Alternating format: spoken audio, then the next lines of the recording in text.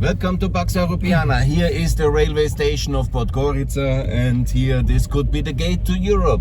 At the moment it's only leading to Serbia, the only road to Serbia, and then they have, of course, in Serbia the railway is blocked towards the beautiful Subotica, because the Chinese built this railway. That's very good, you know, that's a good thing that we have progress here. But it would be fantastic if Podgorica then has a connection by train that is theoretically working actually for goods, yeah, towards Tirana, and so Albania would be very easily connected if we just do the investments, the upgrade and the necessary things. And this could be the whole of this, in a way, southern Podgorica could be a good transport hub. I will show you now, seems to be an old military installation, probably the railway garrison or whatever that is, yeah, and very interesting. And I will show you now some of this beauty of Podgorica. We are not in the rain, and the infrastructure is the topic of this video, because I will now talk about the highway, and I will show you the northern exit of Podgorica beautifully, and then you will see over there straight, and then on the right, that's the road. And I always say Cuides, because Theodor is my driver and he is very careful. Cuides. Cuides means careful on Albanian. And I will talk you now and show you this city and give you some update about the infrastructure, because what has been very much reported in the media in Europe is the so-called highway to nowhere, they say. Here it's going to Belgrade, actually, not to nowhere. That's not correct, because that's the road to Belgrade. And that's the whole idea, yeah, because they have made a strategic choice to connect internal Montenegro and, of course, Belgrade, because the road is really very bad. And they have decided against the Croatian-Albanian link as a priority, which I thought would have been the much more important European priority. But in these years, they wanted, basically for internal electoral reasons, it was less to connect with Serbia, but it was that was also one of the reasons, obviously, but it was also to connect Kolašin and Mojkovac and Bjelobruje, because there are a lot of DPS voters, and they wanted that for electoral reason and also for road safety. It's justified, because the road is spectacularly beauty. I will show you a bit of it. But it's obviously very, very bad and problematic. Yeah? We will not go to Kolašin today, because I want to show you the more important port of harbor during daylight. But I want to show you why this was necessary, what is happening, and how the traffic works here. Everybody here is quite polite. Traffic much better than in Tirana. And that's absolutely the case. And here are the mountains. The Black Mountains are, of course, the reason why this country is called Black Mountain country. It's an agora, and it's also a very big challenge. And the taxpayers of this country cannot afford it. It's simply not enough people. The infrastructure challenge is too big, and the neglect of Yugoslavia is too big. And so what is absolutely needed is that the European Union takes over the infrastructure investment in the country by directly investing in the infrastructure company. It's called Monteput, and as I also will argue in Bosnia, I hopefully will make it up there, then I will say again, and this is for all countries, the state-owned highway operator and railway operators have to be partially or fully sold towards the EIB, and partly as well to the public via shareholder IPO. But in the first time, and the most important measure is that the EIB directly enters the equity of Monteput, and the highway is transferred, as we have it in Austria, in Asfinag, into ownership of Monteput, and Monteput 49% are sold to the EIB for the reduction of the public debt of Montenegro. The same model I recommend for all European states, and all from Ukraine to Montenegro to Albania, everywhere, that all highway operators who want, Asfinag included, 49% transferred to the EIB. It will ultimately own all. So how beautiful it is. This is actually the Porto Montenegro advertisement. This is now the exit. You have not seen that part of Podgorica. I was not by car these days, and so I couldn't show you this northern exit. That's the road to Belgrade. This was the main road in the past. When I was working in Kosovo, I about always to transverse this road. This was the only road to bypass Podgorica. And now they have in the in the south of Podgorica, they have a ring road already. And now you will see, and this is transferring in a bigger road. And it will be over there. There is also the duty for trucks to go that way. And I actually devote this video to the transport community, because they are doing very little, and I wanted to change that, yeah. Because anyhow, we have this transport community for Southeastern Europe. It was former observatory. Now we have the Transport Treaty Organization based in Belgrade. Slovenian diplomat is there, the director. And yes, we go to Kološin on the right. And here's the road to Kološin. That's a very beautiful ski center. I would love to show you that one as well. And it would be amazing ski center. I was skiing there myself in 2006, the last time I heard. There's big investment now. It's in the mountains up there. And it will be really fantastic to live one day. You know, this will be maybe not Florida, but like Georgia in America, you know, or like California, the lifestyle. Yeah? You have the mountains, you have the skiing, you have the sea, you have this beautiful aroma, the palm trees. The future of Montenegro long term is amazing, is absolutely bright. They also a good organized construction sector and a lot of investment in that one.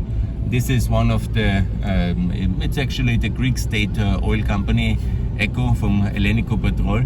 They have bought Yugopetrol here in a privatization, murky one, and then they are having the ownership of this petrol network here. A lot of issues as well connected with that one. But here's the road, and here's the road towards the north. And here you see the big mountains, and why actually Montenegro was always safe from the Turks. Not safe, you know, they had the control of Podgorica and these plains here, the fields. But the mountains, it was simply too costly, too complicated. And so the Turks could never fully subdue the people. Kološin. And here there is, I also have not been a long time here, but now everything has changed a bit, the traffic direction. Kološin is the future. There are the mountains up there. So I show you how it is. We are ourselves discovering the new traffic here. It's here, Maslina, Ublo, very good. And here seems to be a big road already up there. That must be the ring road. We have reached it now. And here we see, obviously, I'm not getting tired to repeat, Montenegro is ready for the EU in 2024. It's basically, look, they have done this very nicely here. Yeah, this is a normal exit road of a European city, a European capital like Podgorica is. It's in 2 lanes, separated beautifully, and this is the way things should be, I think, in a European capital. Here, car washing, electricity, the whole info connector, the transit. We are good. We are on the right road to the north, to the mountains, and we will see what we can do and recommend here. The basic recommendation I have already made. Montenegro needs to be similar like all the Balkan countries and actually all EU countries, selling 49% of its highway holding operator state-owned company to the European Investment Bank, 49% of the so-called Monteput, which first incorporates the highway into Monteput, and then all the debt, all the assets into that one, and 49% transferred to the EIB. And so the budget of and the debt of the Chinese highway is transferred to the European taxpayers via the European Investment Bank. And then obviously the European Investment Bank has the right as well to decide the future highway priorities. And there are 2 very important highway priorities. I will repeat exactly what I mean. The first one is the Croatian-Albanian highway called the Adriatic Highway. Here, actually east of Podgorica, where we are now, or northeast if you want, bypassing here, connecting with the Montenegro Northern Highway, and leading north of Škodra, north of Milot, north of Lezhë, north of Škoda, north of the Skadar Lake, towards exactly north of Podgorica, continuing north of Danilovgrad, north of Nikšić, then to Bosnia, north of Trebinje, connecting then via the Republika Srpska in Bosnia, and that's actually very poor and neglected part. And by the way, I will talk a lot about Bosnia as well. When Dodik wants to break away, he can only break away with the north of his Republika Srpska. He has neither the strategic depth nor the possibility to keep the Herzegovina. It will be lost for him forever if he ever dares, and anyhow it's totally unrealistic, but I want to explain that later. But here he has neglected the Herzegovina completely. So point I'm making is north of Trebinje, then through the Herzegovina, the Serb part of Herzegovina, to the Croatian Muslim part of Herzegovina, Mostar if you want. It's already there in Medjugorje, the highway, and that is the link we need. Yeah. Then the Croatians can also build some highway towards Dubrovnik, yeah, as a kind of access road towards Dubrovnik. That's all possible, and I'm not against it if it's done feasible, environmental conscious, but it's very complicated geography. But for the European transport, we need the Herzegovina highway, yeah? And we need the Adriatic highway, and we need it north here of Podgorica, Nikšić, northeast of Podgorica, basically here. This is the future highway leading to the beautiful Albania here, then crossing on the north or east of the Skadar Lake, not cutting the Skadar Lake in two, but basically bypassing the Skadar Lake north of Shkodra, and that is very reasonable, very doable. It will be very good for Shkodra. This is one of the poorest still, and so much important for Austria, so that's the way to do it here. And then leading that highway somehow below the mountains towards Nikšić, the industrial heart and hub. Here 450 kilometers to Belgrade, and obviously also, that's very important, connecting in the future to Belgrade. There's nothing against that, you know, I'm also in favor of highways to Belgrade. But the bigger priority which we should fund very fast is obviously the tunnel to Kosovo. We need the NATO tunnel, like is my term, I call it the NATO tunnel to Kosovo, to connect with the port in Bar. Of course, I have now changed a bit my recommendation away from the port of Bar as being the main NATO port. After my discussions in Tirana, I think Porto Romano is the more realistic port of a deep sea port, and they have that Porto Romano north of Durrës in the second bay. Durrës to be a touristic marina. I guess also Bar will be much more used than touristically in luxus yachts and all these things. Here you see the outskirts still with a lot of poverty, poor people, and lack of investments. That's the periphery of Podgorica, obviously not touched by the amazing prosperity already reaching the center. And so we need the tunnel to Kosovo. That's the most important priority. From Mateševo, it has to go to Andrejevići and then to Peja. It's of course very, very challenging territory and not easy financially. Here, there's the highway over there. Look, look, look. This is the highway. We will see it from there. We just continue now. That's the old road, and that's the road they wanted to relieve. And I will see if there is any option to enter the highway already. I was told it's still closed and under inspection, but in principle, that's of course here the highway is there. This is the first time I see it. It's amazing. This is the famous highway the Chinese have decided to build.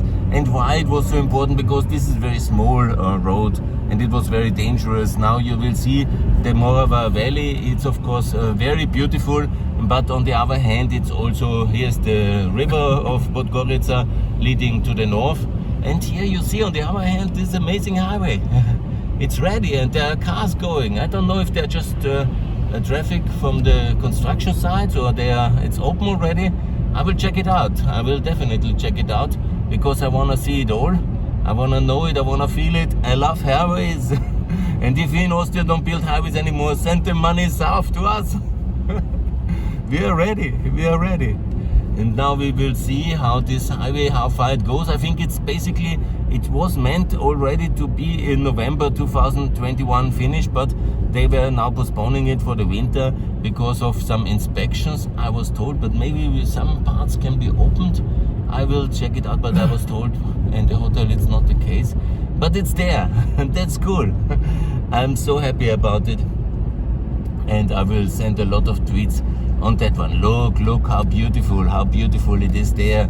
The Chinese, they know how to build infrastructure. We should not, oh, look how beautiful that is. Yeah, that's the Morava River. And you see how difficult the infrastructure was and why they did it. I want also to explain why the decision makers here in Podgorica, in a way, it has to be understood, you know, what the achievement in terms of infrastructure. The road was very difficult, is very difficult. It's still there. This is the main road towards the north and towards Serbia and towards Kosovo for Montenegro. And obviously it's very difficult road, yeah. And it's very slow driving and it's very many accidents. And look how they have done it, yeah. They have and a lot of transit has to pass here. The connector with the port harbor, and here you see beautifully this canyon of the Morava. It's really one of the most amazing canyons. You will see it, I think, better from here. I will try to give you some update, and it's like amazing. I love it. Here up there, this is modern infrastructure. You will see when it's all finished, and I will drive over there. Wow, here it's so beautiful, the river here in the canyon. I was once rafting, not on that one, but there's several rivers for rafting here in Bosnia and in Kosovo and in Montenegro. Best actually in Montenegro on the Bosnian border. It's, wow, they had to do heavy work. This is an engineering feat of, you know, it's really significant. The Chinese, the Americans, also in Europe we can build highways, you know. It's just, you know, we don't have often the leadership in Europe for the funding. Our problem is that we have a lack of leadership. The Chinese go for it and they give the big state funding. The Europeans could have done that one as well. The Americans, they basically work on the poor countries here. They have to pay for the highways, but they get it done as well because they have the political backing. In Europe we are still, I don't know why we are so divided, confused, and then of course the opportunities we cannot really exploit, and then the Chinese are doing it, yeah. But no matter, the users and the taxpayers will anyhow have it and pay it. The taxpayers will pay it and the users will pay it, because ultimately all the debt of the poor Balkan countries and of Greece and everywhere, it will be mutualized in one or the other way. You will see, I always told so. And I'm in principally in favor if we also have something to say then.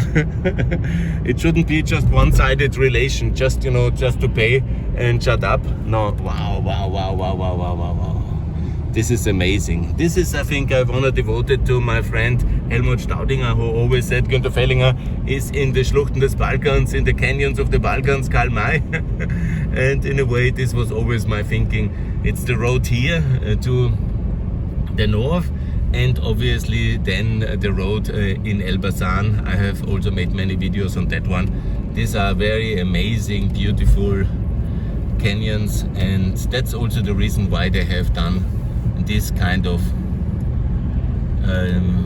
building and this kind of investment. Certainly expensive. I don't know the exact number. In the media I saw 1 billion. But it's also justified. See how dangerous these roads were. Even that is very much a renovated road. It was much worse in 2006 when I was here the first time. It was much smaller. They have done a lot of investment to upgrade it. But wow. This is the river which has built that canyon. It's very, very beautiful colors and I love it. Yeah, this is of course a lot of wine here. They have good wine in this region. And you see the road, obviously very small, and here the railway. You see also this is the most important, not only the waterway, but also there's no transport on the water, but here's the railway towards Belgrade, which was built so many decades ago, I guess. Was it the Austrian, Yugoslavian times? No, not Austrian times, Yugoslavian times, I guess. I don't know exactly when that was built, to be honest. I will check out. And the situation is, and it's going here, it's usable, it's done. Contrary to the Albanian railways, which are, many of them are not usable, there is there's a regular train for passengers as well to go to Belgrade, but no further. And one day I think it will be. Here you see the highway again up there. It's not leading to nowhere. There was this misleading reports. It's leading to the Kolosin, and from there on the EU has to fund the tunnel to Kosovo. That is my recommendation.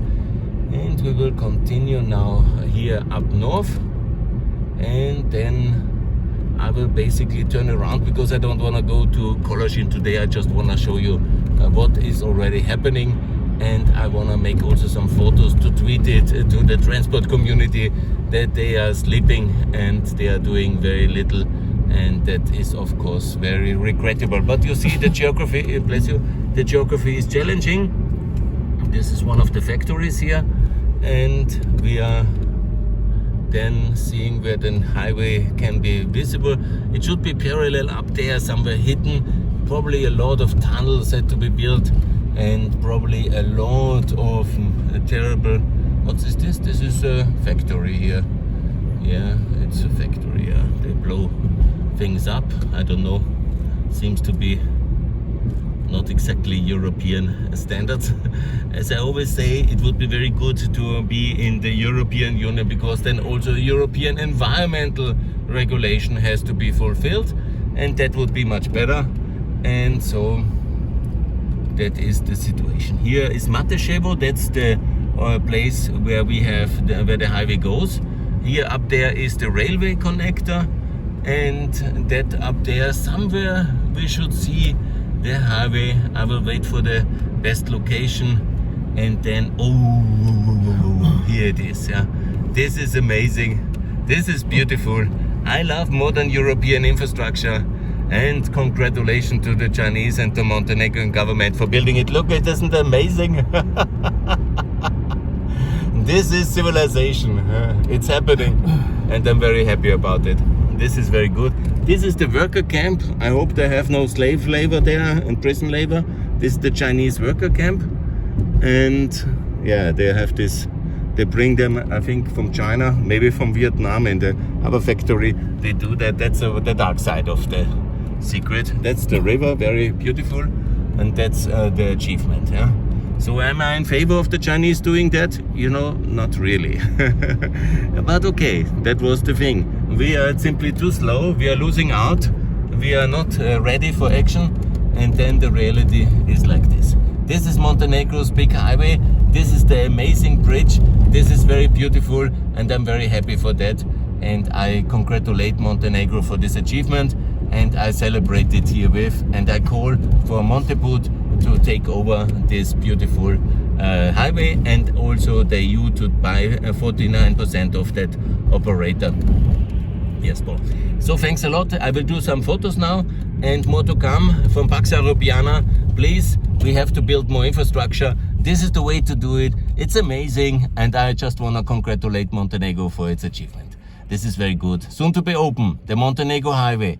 Bravo, Montenegro. Join EU very soon, 2024. More to come from Pax Europiana.